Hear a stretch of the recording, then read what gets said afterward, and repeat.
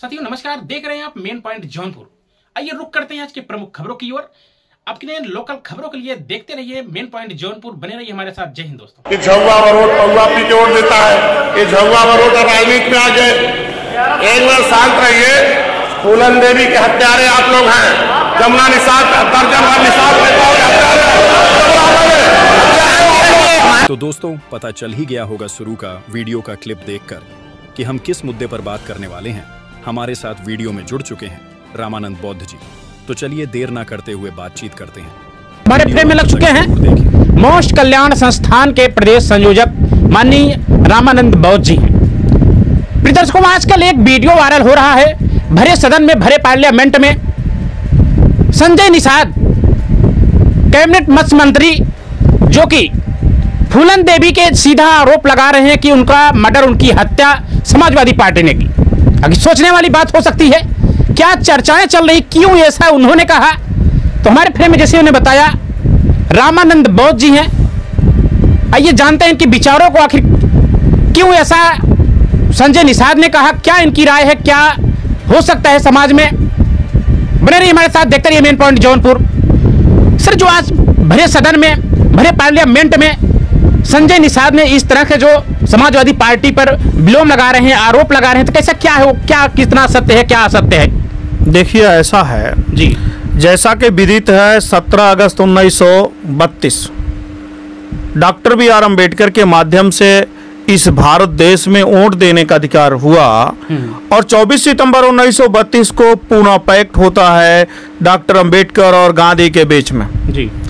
और वहां आरक्षित वर्ग को एक वोट देने का अधिकार समाप्त हो जाता है, जबकि कैबिनेट अवार्ड जो मिला था, वोट देने का अधिकार जो मिला था, उसमें आरक्षित वर्ग को और भारत के ओबीसी, एससी, एसटी, माइनॉरिटी को 4 अधिकार मिले थे। लेकिन 24 सितंबर 1932 को पूना पैक्ट होता है, एक अधिकार समाप्त हो जाता है। उसी समय डॉक्टर बी.आर. अम्बेडकर साहब ने कहा था, हमारे समाज में जो नेता पैदा होगा वो रियल प्रतिनिधित्व नहीं होगा, बल्कि दलाल और भड़ुआ पैदा होगा। तो आज का जो नेता है, जिस दल में है, जनता ऐसा सोचती है कि हमने वोट दिया है, यह मेरा चुना हुआ नेता है, लेकिन यह 100% गलत है। वो चुना हुआ व्यक्ति नहीं है, बल्कि पार्टी द्वारा नामित किया हुआ व्यक्ति है। और जिसके द्वारा नामित किया हुआ व्यक्ति है और उसका मालिक पार्टी का मुखिया होता है, वो अपनी मुखिया की बात करेगा। वोट देने वाला बड़ा नहीं होता है, टिकट देने वाला बड़ा होता है। जैसे जी, कहने में कोई गुरेज नहीं है, आज की नेताओं की क्वालिटी पालतू कुत्ते जैसी है। मालिक जिधर घुमाता है उधर ही भौंकता है। मैं एक ही पार्टी की बात नहीं है, आज उस पार्टी में है तो उस पार्टी का मालिक जो कहेगा बोलेगा, कल दूसरे पार्टी में, चूंकि नेता बिकाऊ होता है, चरित्र है, बहुत सारे नेता का नाम है, आप जानते भी है। उत्तर प्रदेश में आज इस पार्टी में है, कल उस पार्टी में है, परसों उस पार्टी में है। वो बिकाऊ लोग हैं, उनकी कोई विचारधारा नहीं है। और डॉक्टर बी.आर. अम्बेडकर को माना जाए तो बगैर विचारधारा का कोई लीडर नहीं होता है, वो नेता नहीं, वो समाज के पालतू कुत्ते हैं। और समाज अच्छी तरह से समझ गया है इन पालतू कुत्तों के कहने बहकाने में किसी को कोई कुछ नहीं होगा। जैसा कि वीरांगना बान फूलन देवी की हत्या का मामला है, बहुत सारे लीडर्स चर्चा करते हैं, उसमें मुल्जिमान जेल जा चुका है, मुल्जिमान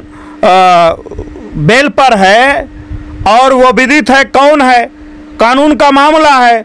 उसमें जो हमारे निषाद समाज के चाहे जिस दल में हो, अगर अपने आप को ये नेता मानते हैं और वीरांगना बान फूलन देवी को अपना आदर्श मानते हैं, तो जब से नेतागिरी कर रहे हैं, समाज में है, तब कहाँ थे। अरे मैं मोस्ट कल्याण संस्थान को धन्यवाद दूंगा, माननीय श्यामलाल गुरु जी को, जिन्होंने जब अध्यापन कार्य करने के बाद उनको जब ये पता चला कि समाज का भी काम मुझे करना चाहिए, चूंकि डॉक्टर बी.आर. अम्बेडकर साहब ने कहा कि पे बैक टू सोसाइटी, जो समाज के ओबीसी, एससी, एसटी के अधिकारी कर्मचारी है, उनको अपने समाज के लिए कुछ करना चाहिए। तो श्यामलाल गुरुजी ने बाबा साहब को पढ़ा बाबा साहब को पढ़ा, बुद्ध को पढ़ा।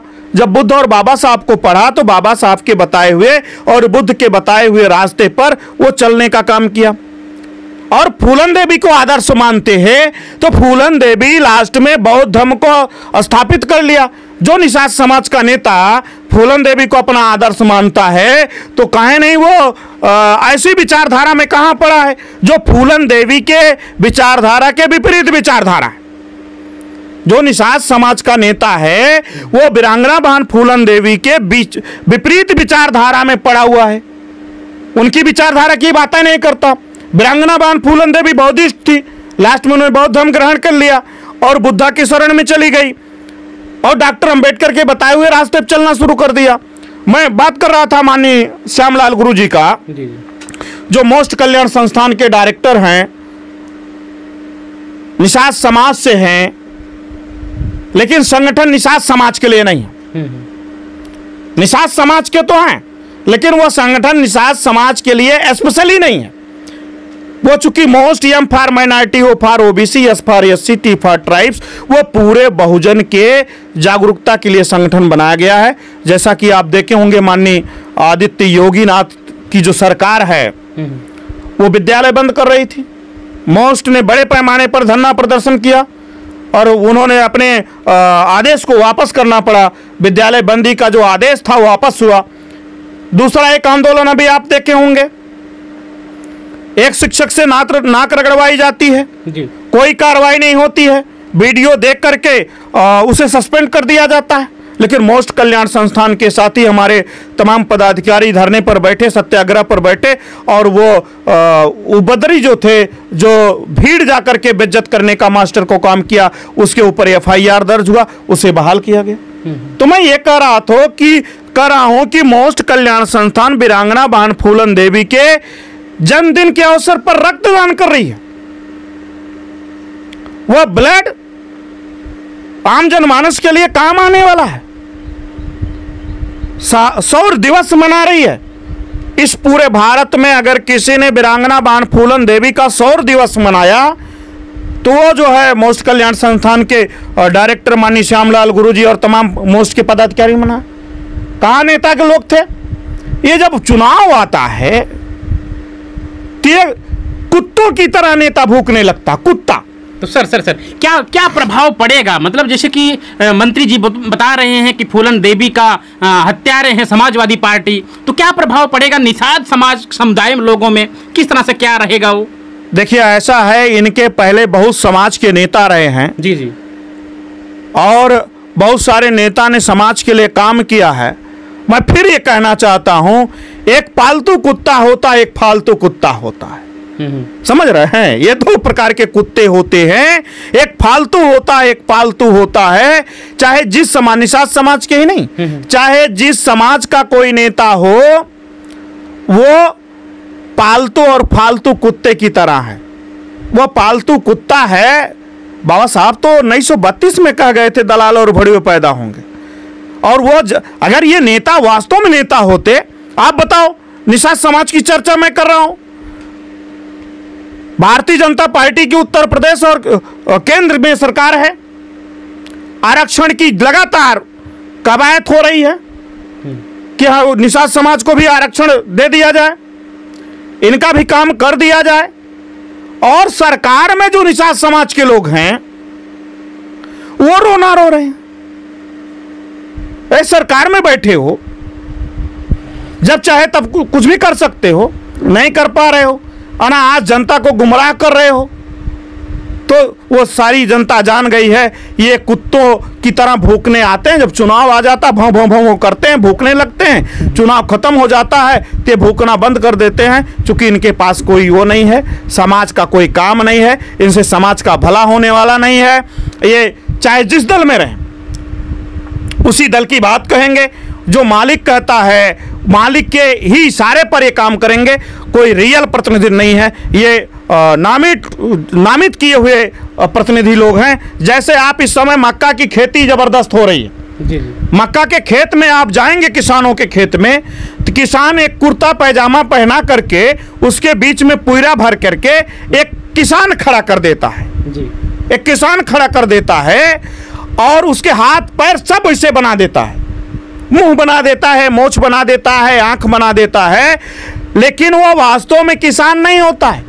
किसान के शकल में है लेकिन किसान के पावर में नहीं है। तो मंत्री की शकल में है, विधायक के शकल में है कि विधायक है, लेकिन विधायक के पावर में नहीं है। जैसे किसान का पुतला खेत में वह किसान के पावर में नहीं है, वैसे आज की डेट में चाहे जिस दल का विधायक हो, चाहे जिस दल की चाहे सरकार का मंत्री हो, वो पावर में नहीं है बल्कि उसकी परछाई में है, शकल में। तो उनके सारी जनता जान गई इन नेताओं का जो ढकोसला है। नेता किसी तरह की कोई सुरक्षा नहीं है, ये जान गई है कि पालतू कुत्ते हैं, कुत्तों की तरह भौंकेंगे। ये एक जनता है, कुछ अंधभक्त होते हैं, कुछ अंधभक्त उनकी भक्ति गा रहे हैं नेताओं की, लेकिन बकिया पूरा समाज अच्छी तरह से जान रही है इनके कहने पर, कोई बहकावे पर कोई जाने वाला नहीं। तो क्या मतलब इस तरह से जैसे भरे सदन में बोला कि भाई सीबीआई का भी मैंने मांग की, लिखित क्या नाम से दिल्ली तक मैंने गया, लिखित में कार्यवाही करवाई, तो इस तरह से कैसे क्या किया उन्होंने, किस तरह से मतलब वायरल वीडियो भी तरह तमाम वीडियो चल रही हैं, कैसे क्या हो सकता है इस? अच्छा आप बताइए जी, आप जिले के कलेक्टर हैं और कलेक्टर जिला चलाता है, और कलेक्टर कहे कि हमारे जिले में एक अधिकारी के मर्डर हो गया, उसके लिए सीबीआई जांच की जरूरत है, उसके लिए जांच अधिकारी नियुक्त किया जाए, तो कितनी शोभनीय बात है। अरे जिसकी सरकार उत्तर प्रदेश और भारत सरकार केंद्र में जिसकी सरकार है, वो तो 1 घंटे में चाहे भारत की जितनी भी जांचें लगाना चाहता है वो उतनी जांचें लगा सकता है। जितनी पुरानी से पुरानी फाइल खुलवाना चाहता है, पुरानी फाइल खुल जाएगी। जब फाइल खुल जाएगी, जांच हो जाएगी, तो सही तत्व सामने आ जाएगा। अनायास लोग भूखते रहते हैं तो लोग, जनता जान गई है, कुत्ता लोग है, कुत्ता भूखता रहता है, ये कुछ होने वाला नहीं है। अरे कुछ करना हो तो कुछ करो भाई ना।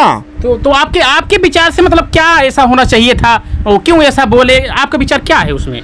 मैंने आपको बताया, मालिक के इशारे पर जी, जो नेता जिस दल में रहता है उस दल के इशारे पर बोलता है। वो अपने मन से ABCD कुछ नहीं बोल सकता। अगर वो अपने मन से ABCD बोलेगा तो पार्टी के बाहर का रास्ता हो जाएगा। भारत में जितने भी दल है, उस किसी भी दल का नेता, वो चूंकि मैंने आपको बताया वह चुना हुआ प्रतिनिधि नहीं है, वो नामित किया हुआ प्रतिनिधि है, और जिसके द्वारा नामित किया हुआ व्यक्ति है, वो नामित करने वाला व्यक्ति जो कहेगा नेता वही कहेगा, उससे ज्यादा कुछ कहने वाला नहीं है। तो अपने मन से कोई नेता सदन में बयान नहीं देता।